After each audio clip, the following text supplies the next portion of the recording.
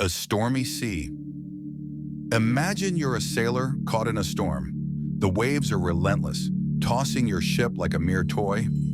The winds scream and the sky is dark. You have two choices: fight the storm, exhausting yourself, or navigate through it calmly, using your skills to survive. Anger is much like that storm. It crashes into your mind, threatening to consume you. But the Stoics, the ancient philosophers of resilience, believe that anger isn't a storm we must fear. It's one we can master. Let me tell you a story. Ancient Rome, Marcus Aurelius in his study. Marcus Aurelius, the most powerful man in Rome, ruled during turbulent times. Wars, betrayals, and even a plague marked his reign. Yet his journal reveals a man who rarely gave in to anger. One day, a young soldier burst into Marcus's chamber, trembling with fear. He had failed to deliver an important message during a battle, and the consequences had been disastrous. Everyone in the room expected the emperor to erupt in rage. But Marcus simply looked at the soldier and said, "We all make mistakes. Learn from this and do better next time." What stopped him from lashing out? His philosophy. Understanding anger.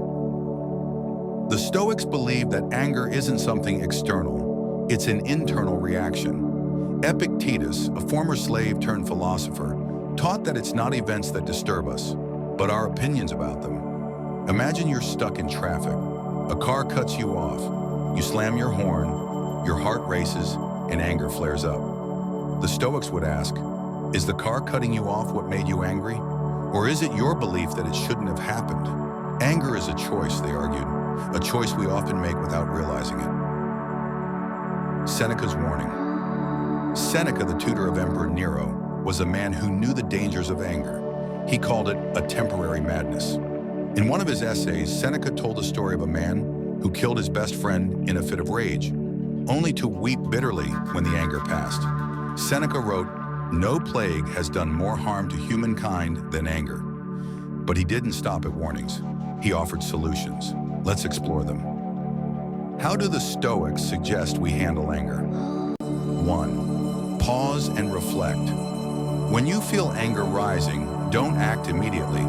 Marcus Aurelius wrote, "The best revenge is to not be like your enemy." Give yourself a moment to breathe. Count to 10 if you must. 2. Change your perspective. Ask yourself, will this matter tomorrow or next week? Most of what angers us is fleeting. Seneca advised us to see things as they are, not worse than they are. 3. Remember your own flaws. When someone wrongs you, think of your own mistakes. Marcus wrote, "When you wake up in the morning, remind yourself, today I will encounter ingratitude, arrogance, deceit, but they are only acting out of ignorance." 4. Practice kindness. Imagine anger as a fire. Kindness is the water that extinguishes it. Treat others with patience, even when they don't deserve it. This isn't weakness, it's strength. The calm after the storm. Next time you feel anger bubbling up, remember Marcus Aurelius, writing calmly in his study amidst chaos. Remember Seneca's warning of temporary madness.